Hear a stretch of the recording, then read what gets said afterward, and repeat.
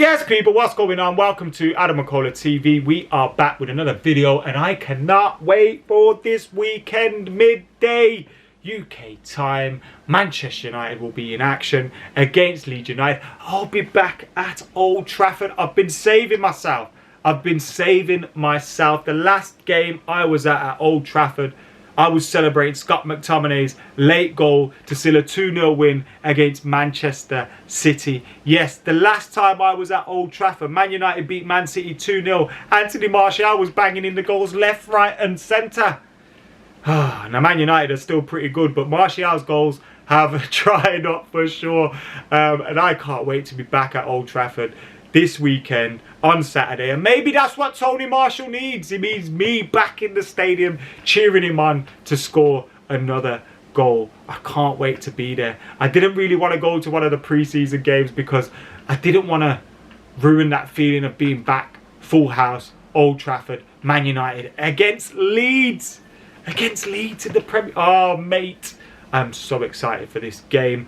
Cannot wait for the start of the season. Man United have done pretty good business as well. Although I know I hear you guys say at home, we need to do a bit more. I do agree with you. But if you would have told me we're getting Sancho, we're getting Varane, I would have said hell to the yes. Because those are fantastic signings. Jadon Sancho, one of the best wingers in the world around. Look at the goals. Look at the assists that he brings to the team. It's absolutely fantastic. He didn't get that number 7 shirt yet. He's wearing the number 25, but we'll save him for that. We still got Eddie Cavani wearing the number 7 shirt.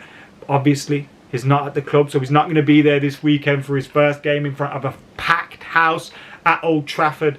But obviously, he's got the 7 shirt at this moment in time. So Sancho has to wait. Varane has to wait for his number 4 too, if you believe the reports. But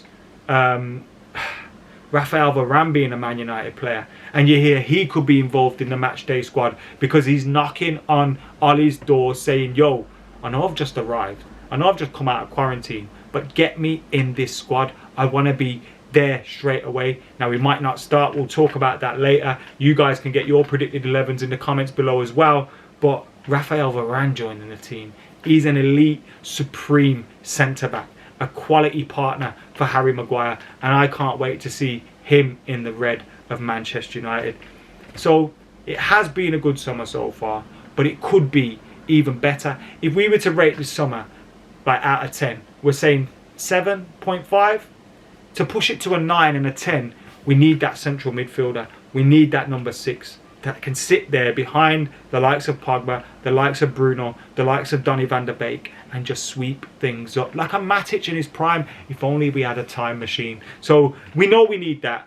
Potentially could get Kieran Trippier, but the talk is we're going to keep Diogo Dalot. So I'd be happy with that. As long as we get a number 6, there's still time though. And going into the window, going into our first game with our 2 major signings done, even if they don't start or they do start, but they don't, you know, whatever, you know, that's cool. But we need to, it's good to have them in the mix. Sorry, I've forgotten, I lost my train of thought. I'm so excited. It's good to have them in the mix for the first game because we haven't been that sensible before. Oh, God. So used to United being idiots that it's become a pleasant surprise when they do things right, which shouldn't be the case. Anyway, moving on. Let's not lose that good vibes only and positive pre-season spirit that we always have going into the first game of the season. Man United against Leeds. Now, I know I said I was going to be positive, but this game does worry me a little bit because Leeds are a team that not all of their players were at the Euros, were at the Copa America. You know, they weren't all at those tournaments. So that means they were able to go into pre-season training on time. I'm not going to say early. They were able to go in on time. Because a lot of ours were going into pre-season late because they were involved in the Euros and Copa until late. So you have that. Bielsa's going to have these guys raring to go, fit as fiddles. And that worries me because at the start of last season, that was the thing that got us. Now, we have had a decent-ish pre-season so far. We did well against Everton in the last game and we got to see more of our first teamers in that. But that was their first game. And coming up against a fully fit, ready to go Leeds side could be difficult. Nevertheless, we are going to go through our predicted 11s. We are going to go through all those kind of things, get our score predictions as well. So get yours in the comments below, yeah? Make sure you're keeping it locked to AdamMcKola TV as well by hitting that subscribe button right now. What are you waiting for? Do it right now. It's down there somewhere. Somewhere down there. Hit that subscribe button. Anyway, let's get stuck into my predicted 11 for the game against Leeds. We are going with David De Gea in goal, obviously. Dean Henderson had COVID, had an injury as well, which meant he had to pull out of the Euro squad with England. David De Gea is going to be in goal. He starts as United's #1, which is the right decision for me, but because I wanted that to happen.